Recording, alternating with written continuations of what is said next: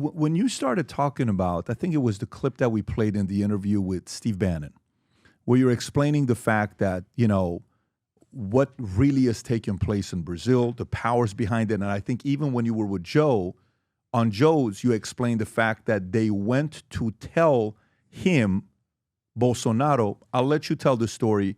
What is the exchange with how the U.S. was involved with the elections in Brazil? Well, are you referring to, when you say they went to tell Bolsonaro? You're referring to the CIA director, Yes. Lloyd Austin? Yes. I actually can pull that up on screen if you go to the slide deck. It'll be slides starting on slide 12. I can walk you through that. Go for it, Rob, if you can go through that right there. So this is the U.S. State Department. Yeah, if you can Go to the full slideshow. screen it Just for press you. view slideshow. There you go. Mm-hmm. So, and we'll go through this line by line here, but the U.S. State Department called in massive favors and leveraged personal connections to build voting machines for Lula-aligned Brazil officials, and then the CIA warned Bolsonaro not to mess with or cast doubt on all the new U.S. State Department secured voting machines determining his election. And if you go to the next slide, I'll walk through this. So this is from the Financial Times. This piece is basically about, in fact, if you go to the slide after this first, what they say is this was a concerted but unannounced, so this was basically a covert action by the Biden White House, the Biden Pentagon, the Biden CIA, and the Biden State Department to fortify Brazil's election. So if you go back to the other one, the slide before, so the U.S. provided practical help in the election process to obtain components, especially semiconductors, needed to manufacture the new voting machines. The former U.S. ambassador to Brazil, so they are using shadow diplomacy here because they don't want their formal U.S. State Department fingerprints on it. They're going to the former U.S. ambassador in Brazil to leverage his personal connections with Taiwan Semiconductor, and to leverage those connections, inside of the Texas Instruments to distinguish semiconductor needs and give priority. Now, we have a semiconductor shortage here in the U.S. They are diverting semiconductor chips that the U.S. needs and sending them to Brazil, a foreign country, to add voting machines that the democratically elected president of Brazil doesn't want. The U.S. State Department and some senior Brazilian officials also asked Taiwanese authorities to give priority to Brazil's need for semiconductors, which are used in the voting machines. And then if you go to the next slides here, So then I say what's funny is both the 1964 military junta in Brazil and the 2022 judicial junta in Brazil received direct help from the CIA to rise to power. And then if you go to the next one, you'll see CIA chief, this is Reuters, told Bolsonaro government not to mess with Brazil election. This is in May 2022. 64 is cool. Are you talking about the Sam? What is it? Brother Sam? Brother Sam? Yeah. But I want to just kind of close the loop on this, because if you go to the next one, next slide, yeah. So Bill Burns makes a personal voyage. This is months before the election even happens. We are now force-feeding Brazil electronic voting machines the elected president doesn't even want in the country. And so the State Department is doing that. Then we send in our covert action boys, the CIA, to say, don't you cast doubt. Look at the language. Told Brazilian senior officials that President Bolsonaro should stop casting doubt on his country's voting system. It's not even his country's voting system. We sent the semiconductor chips to build that because Brazil didn't want them themselves. So we're putting the machines in there and then telling them, don't question the results of these machines. So go to the next one. So then, this is in foreign policy. A month after Bill Burns, it was the Pentagon Secretary, Lloyd Austin's turn to go down to Brazil and push the chief of the Brazilian Armed Forces to commit to actually do a pledge. Go to the next slide. Brazil manifestos seek to rein in Bolsonaro before election. This is before the election, in a July conference with regional defense ministers. So we are personally paying, as U.S. taxpayers, for the head of the Central Intelligence Agency to go down there. We are suffering under a chip shortage, and we are getting that diverted so that electronic voting machines can go down. Then we are paying for the flights of the CIA director to go down and warn them not to cast doubt on the machines that they couldn't build without us and that the president didn't want. So this was, and actually, let me show you something else here as well. While Mike, we're on the this question effort. here before we go to the next thing, why are they doing this? Well, Why do they care? So my focus on this is on the internet censorship side. This is, I love the people of Brazil. I love Brazilian zouk dancing. I've always been around Brazilian people. I don't speak Portuguese, but I didn't seek this out. This was something that was an unavoidable, inescapable reality of the U.S. censorship work that I was focused on. It was a recurring fact since Trump won the election in 2016, and as soon as Bolsonaro started gaining traction in Brazil, that these issues were interlinked, that they wanted to stop Bolsonaro for the same reasons they wanted to stop Donald Trump. I have that much 100%. There are other issues, so I have this big unpublished report that I'm just showing you some things from here tonight, but that'll be published sometime in the next several months. There is the open question. So the technical reason they said they did it is because Bolsonaro is a threat to democracy. And who's they? The CIA and Biden? The CIA, Biden, State Department, USAID, the NGO swarm.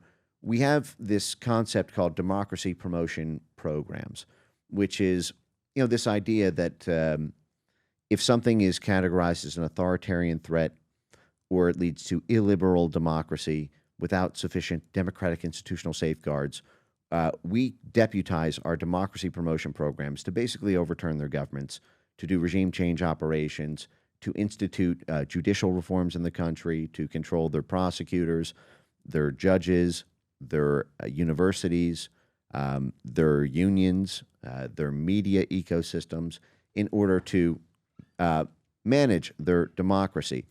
And when something gets categorized as a threat to democracy, that's a technical term that unleashes the capabilities of our regime change apparatus.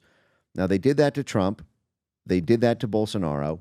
But whenever something's deemed a threat to democracy, there's always something else behind it, right? In Trump's case, it was very obvious that Trump's policy about Eurasia was the primary reason that they ran all of the coup-like actions against him, from the multiple impeachments to the 91 felonies, to the special prosecutors probe, the Bob Mueller 2.5-year FBI special prosecutors, to the whirlwind of state-funded media and intelligence 6 ways from Sunday's things against him. There were other things that Trump did that flew in the face of the interests of international corporations and banks and foundations and NGOs.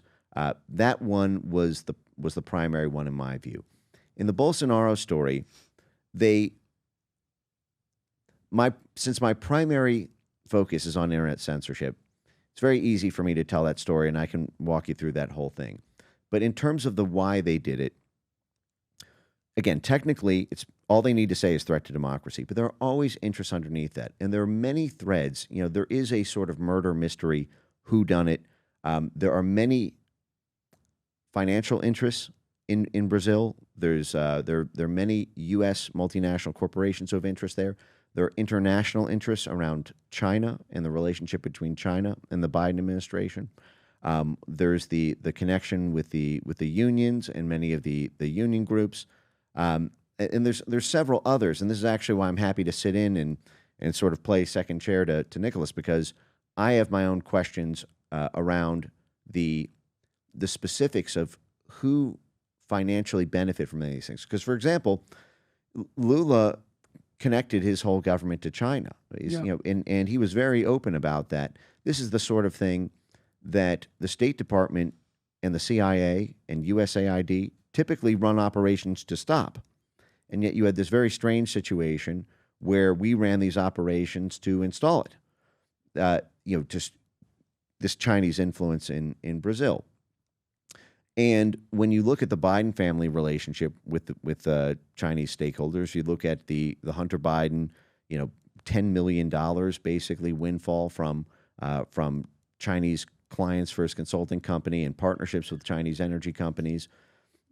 You see this recurring pattern with the Biden administration. I don't have, though, since everything I do is open source, I don't have any confessions from people in the U.S. Okay, so can I ambassador's just unpack what I think you're saying, and then tell me if that's kind of what you're saying, and then Nicholas, I'm going to come to you next. So, are you saying hypothetically to the average person, not somebody that's Mike Benz caliber, this is your world, deputy, you're in working with the State Department, you're in the world, internet, you're around it, this is your world that you study. To the average person, you're saying China potentially used Biden as a favor to make sure Bolsonaro doesn't get in the way, because under Lula, they're able to buy and get more resources and things that they want there, and Bolsonaro gets in the way.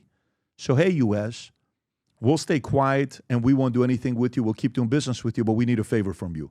We need to make sure you go out there and do whatever you can for Bolsonaro to stop talking about the voting system and rig it if you can. Make sure he doesn't win so we can put Lula in, because Lula's going to play game with us, play ball with us, with China. We can get in and do whatever we want to do. Is that kind of what you're insinuating? I don't know that. There are things that keep coming up in my research about it that I find highly disturbing, and I would not be able to get without the subpoena power of Congress. And it is my opinion that at the end of this process, and once the report that I'm working on is published, and all of this is, can be just the whole timeline chronology, network map, funding flows, cast of characters, all of that.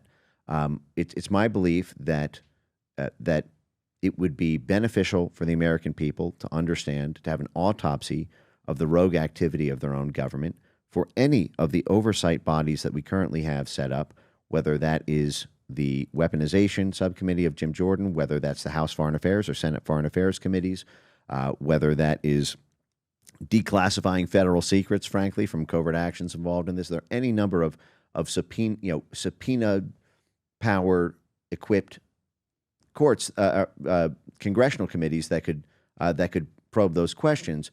Most immediately, what comes up most frequently publicly in this, and what they talk about, is this international exchange of ideas between Trumpism and Bolsonaroism. And that's a very simple one to understand, right? Which is just the raw political calculus of, you get rid of Bolsonaro, you get rid of Trump, you get rid of and this is a direct quote, the international exchange of ideas. You can actually go to my foundation's website, foundationforfreedomonline.com. If you put Brazil into the search at the top, you'll see, oh, yeah, one word. Yep. And you just put Brazil on the top, and you'll see a report that I published a little over 2 years ago. U.S. tax dollars funding text message censorship in Brazil. Published this in July 2022, so just in time for the CIA director to descend on Brazil. And you'll see we U.S. taxpayers paid to get the censorship state installed in Brazil. And if U.S. taxpayers? Yes, because this is all USAID and NED and the NGOs that are all funded in Brazil. Private texts to family and friends are fast becoming as targeted by counter disinformation techniques as public-facing posts on social media. This escalation of fact-checkers' interventions and sharing limits on text has been introduced through new speech constraints on popular encrypted apps such as WhatsApp, Telegram, and Rob, can you go a little bit higher so I can read the last sentence? These developments are being funded by millions of dollars in U.S. tax. Brazil, I'm so glad you're watching this. I want to tell you something here. Do you know what's the one thing tyrants or criminals in politics, in your government, what's the one thing they hate? Is for the people to have hope. It's been said, man and women can live 40 days without food, 4 days without water, 4 minutes without air, but only 4 seconds without hope. When I was in Brazil, we had dinner with Nicolas Ferreira. And while we're having dinner, we gave him a shirt and we took a picture together. It's called Future Looks Bright with Brazilian flag. I would love nothing more than to see thousands and thousands of people in Brazil to wear a shirt that says Future Looks Bright with your flag. Just for Brazil, we made these custom shirts for you. If you want to inject the spirit of hope in Brazil, go place 1 order, 2, 3, buy it for your peers, your family. Click on a link below or go to vtmerch.com and sport your Future Looks Bright shirt in Brazil. Let the dictators, let the tyrants get so angry the fact that you are optimistic about the future.